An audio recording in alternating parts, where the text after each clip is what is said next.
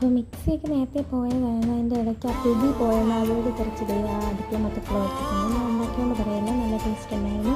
ഇച്ചിരി കൂടെ തണുപ്പ് ഉണ്ടായിരുന്നു. ഈ സമയത്താണ് അടിച്ച് ഫ്രിഡ്ജിൽ വെച്ച്. അപ്പം ഇതിൻ്റെ തണുപ്പ് കുറവൊക്കെ ഉണ്ടായിരുന്നു. ഞാൻ മിൽക്ക് മെയ്ഡൊക്കെ വെച്ചിട്ടുണ്ടായിരുന്നു. അത്യാവശ്യം എങ്ങനെയുണ്ട് ജ്യൂസ്? എങ്ങനെയുണ്ട് ജ്യൂസ്?